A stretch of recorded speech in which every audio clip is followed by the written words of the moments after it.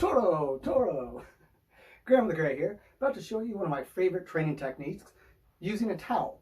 This is really good for martial arts training or basically any just basic training. One of the things that I love about this is this towel, while there's an entire system of fighting with it, this is going to represent your body. So the way that you hold it is by gripping the two top pieces, which will represent each one of your hands. Right hand, left hand. The space on the top is basically right about my nipple height. Now the important thing too is the towel itself shouldn't be any wider than the widest, but about a hand or two away from your shoulder. The reason is, by holding it this way, you prevent yourself from doing these huge haymaker moves and getting your body outside of the area and making it easier for your opponent to grab or block. You telegraph too much. So just by having a towel about that size, keeps everything close. You can see even that the extension is right about to here. This also lets me know where I want this hand. So basically it's really good for helping the body learn the mechanics. Now if you notice, the top of the towel is always on the top. Now that's important because it represents the top side of your body. So the bottom, right foot, left foot.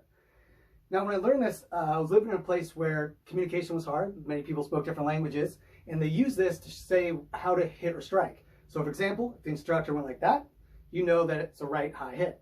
That, left hand high hit.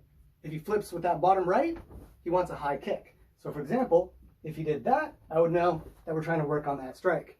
If he, bam, same thing. If he used his elbow to manipulate it, that was an elbow strike. Now if you notice, even with this distance here, okay, the towel itself is always about the size of your opponent. That way, if you're practicing just by yourself, you have a good idea of the space in which they occupy. If the bottom comes over the towel, that's usually meaning you need to step outside. You're not close enough to really engage. So when you're doing fun little training things like that, just know that as it goes up that high, that's stepping away. If it's staying on top, you're staying in your bubble. But if it flies over, you can see how my body naturally wants to move. When the top goes up, the body wants to move. So this is fun too. He'd actually start his class by just everyone dancing with their towel, which is just fun. It helps the atmosphere, and it should be fun. If it's not fun, you're not doing it right. So he's like, oh, bam, bam. And if you saw your top going, he knew you weren't focusing. You were just kind of freaking out. So that's one of my absolute faves. Now we're going to talk a little bit more about the motions. If you notice, most of the motions that you want are loose and flowing. You can be hard at the moment of impact. But while you're moving, you got to stay loose. It's like a drunk in a car crash. They're the one that survives, everyone else is dead because they tense up too much. If you tense up too much, you don't allow the world to move around you. And the old cliche, it's all in the hips. It's all in the hips. So for example, my favorite guy is Bruce Lee was a cha-cha dancer. And if you think about how cha-cha goes, 1, 2, cha-cha-cha, 3, 4, cha-cha-cha, it's a lot like the rhythm of the combat.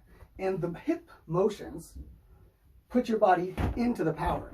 So if you notice, if I just move my hip, my hand goes forward. So I could strike with a hand or just move that hip a little bit more. This works for everything, including the kicks. If I just kick from here, it's all right. But the second that hip comes in, totally different. Another really fun thing to remember is to not telegraph too much. So hear things about like the shadowless kick or the shadowless punch. Those are ones that come from a state of resting. So for example, if I just shoot out my foot, as opposed to lifting my knee and trying to kick, this telegraphs much more. If I'm already here, that's okay then to push out. But you don't want these things where you're like, okay, and you start to turn and bam, you shouldn't have to cock back. You should already be there in your natural movement.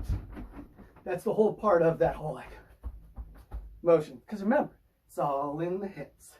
It's all in the hips. I hope you enjoyed those fun little pointers. If you have any questions, feel free to leave a comment.